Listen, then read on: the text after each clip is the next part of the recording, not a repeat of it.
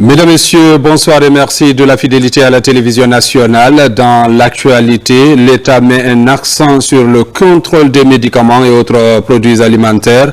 Le laboratoire de contrôle de qualité a été ainsi renforcé. Le service bénéficie des nouveaux équipements permettant la certification des produits. Reportage Mikini Moussa Kamara, Tierno Marofoba. Dans le cadre de la qualification de ces missions, le laboratoire national de contrôle de qualité des médicaments reçoit des équipements et réactifs de laboratoire d'une valeur de 3 milliards de francs guinéens. Ces équipements permettront de renforcer le contrôle de qualité des produits pharmaceutiques et certains produits alimentaires. C'est une joie immense aujourd'hui, car le laboratoire commence à être dans la lancée de monsieur le ministre de la Santé sous la clairvoyance du général Mamadi Doumbouya. Il est en train de nous fournir un équipement.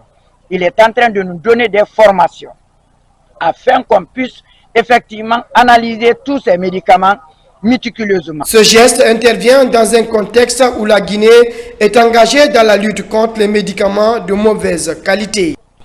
Cette institution est une priorité du ministère de la Santé. Aujourd'hui, comme vous le savez, le ministère de la Santé, à sa tête le ministre Dr Omar Dioueba, est dans une lancée dans la lutte contre les médicaments falsifiés ou de mauvaise qualité. Donc dans ce cadre, le laboratoire national de contrôle de qualité joue un rôle important ou un rôle central dans cette lutte. Parce que tous les médicaments qui rentrent en Guinée pourront être analysés par ce laboratoire. Et une fois les médicaments sur le terrain, on peut retourner ces médicaments pour les analyser. C'est-à-dire que le laboratoire puisse faire les analyses à toutes les étapes. Le laboratoire national de contrôle de qualité des médicaments est une direction stratégique du ministère de la Santé et de l'Hygiène publique. La promotion de la qualité et la conformité demeurent sa mission principale. La lutte contre le chômage est une priorité du gouvernement. Le programme d'insertion de 2000 jeunes des corps de métier à travers le pays se poursuit. À Macenta, ils sont nombreux à bénéficier de cet appui à travers l'Agence guinéenne d'exécution des travaux d'intérêt public. Reportage Lancé Kamisoko, Lamine Diallo, Salioupaï. L'un des grands défis auxquels est confrontée la société guinéenne aujourd'hui, c'est l'employabilité des jeunes. Pour inverser cette tendance, le gouvernement, à travers le ministère de la Jeunesse, a lancé le processus d'insertion de 2000 jeunes de corps de métier sur l'étendue du territoire national. À Macenta, ils sont plus d'une quarantaine bénéficiaires de cette initiative à affûter leurs armes afin d'affronter le marché de l'emploi. Nous nous réjouissons et remercions le gouvernement et le ministère de la Jeunesse et des Sports à travers l'AGETIP pour tous ces efforts. Conformément aux recommandations des autorités gouvernementales et régionales, nous ne ménagerons aucun effort pour accompagner l'AGETIP dans ses ambitieux projets au bénéfice des populations guinéennes et en particulier celle de Macenta. Cette formation, c'est bien fait. Mais ce que je les demande, de la manière qu'ils sont venus pour nous former, nous avons certaines difficultés dans nos activités. Surtout moi, je suis une fille. Il y a certains outils que je ne peux pas prendre pour former certains matériels. Il faut que je vais avoir des outils à moi-même. L'ambition du gouvernement à travers l'Agence guinéenne d'exécution des travaux d'intérêt public AGETIP vise à réduire le chômage et le sous-emploi en Guinée par la promotion d'un secteur privé dynamique et créateur d'emplois. L'objectif ultime, c'est de permettre à la jeunesse guinéenne de se prendre en charge et de ne pas toujours attendre auprès du gouvernement de l'emploi ou bien des pécules, ou bien des primes, ou de la naïveté. C'est de les rendre responsables, à eux de savoir que le lendemain de ce pays est entre leurs mains. Qualifier les jeunes de corps de métier en développant en eux l'esprit d'entrepreneuriat est la démarche de l'AGETIP. Ces jeunes sont désormais organisés en des groupements d'intérêt économique afin de favoriser la création d'emplois dans leurs communautés respectives.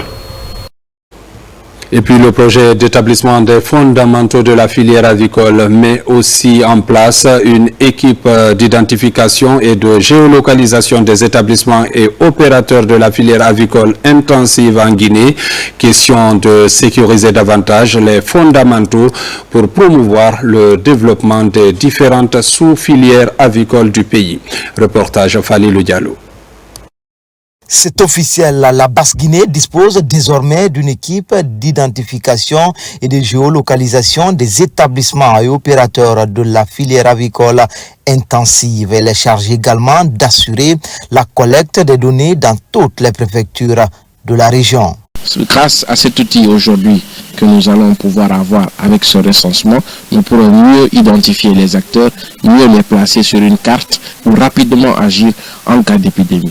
Mais également pour toute intervention de l'État, que ce soit un programme public ou un contrat-programme, ce seraient des informations cruciales pour connaître le nombre d'acteurs, mais probablement la capacité de production de nos acteurs.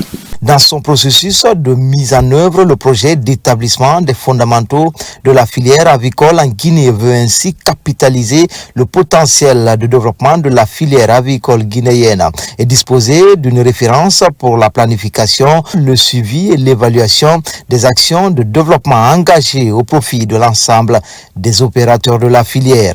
Elle constitue le démarrage d'une importante opération qui va s'étendre sur 3 mois dans toutes les préfectures de la Guinée. Donc les données vont nous servir essentiellement, ça va servir l'administration, ça va servir les opérateurs eux-mêmes. Il s'agit du projet qui s'occupe essentiellement de la question nutritionnelle de la population de Guinée. C'est pourquoi nous avons été dépêchés et de venir rester et corroborer avec le reste des organisateurs afin non seulement de procéder à l'ouverture, mais de rester à l'écoute de ces organisateurs-là. Les résultats qui seront produits serviront aux vétérinaires et inspecteurs au niveau des établissements identifiés. L'idée de s'assurer de la situation sanitaire qui prévaut en effectuant des analyses sur les dangers et les risques. Ces équipes vont également donner des conseils pour maintenir la sécurité sanitaire.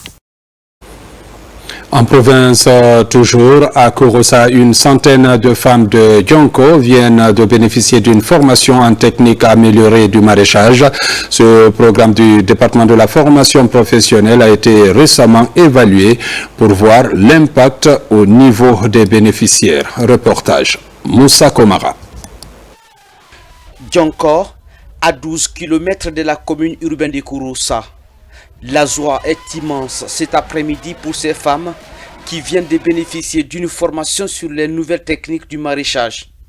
Une formation voulue et financée gratuitement par l'Office national de formation et de perfectionnement professionnel pour booster le rendement. L'objectif, c'est d'accroître la production ici pour que le village puisse se nourrir déjà et aussi nourrir ses environs pour atteindre une sécurité alimentaire. Et donc, c'est pour cela que nous sortons des centres urbains pour venir dans des communes rurales pour nous assurer que les villageois ont une alimentation saine et équilibrée à travers la culture qu'ils font eux-mêmes dans l'air plein. Dans ces périmètres visités, elles ont appris toutes les étapes clés de l'agroécologie.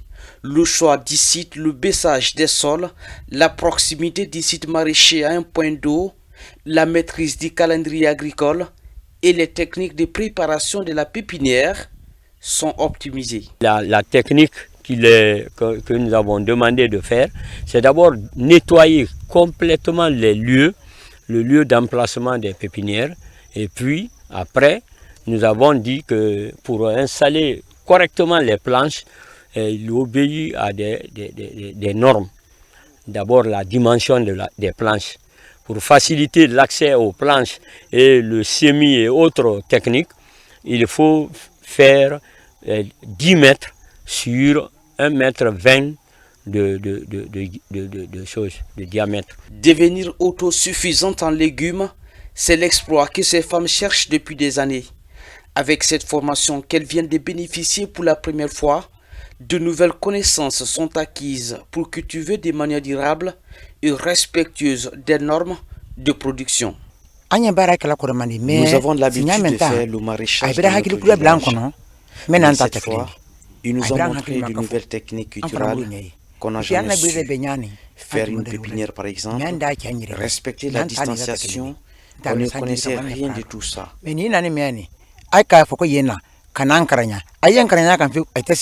Au total, 100 femmes de Yonko ont participé avec succès à ce renforcement des capacités soutenu par le ministère de l'enseignement technique, de la formation professionnelle et de l'emploi. Des citoyens œuvrent pour la paix et l'unité nationale en Guinée. Une marche a été organisée dans ce sens pour promouvoir le vivre ensemble dans le pays. Reportage Nabilaï Moussa Kamara.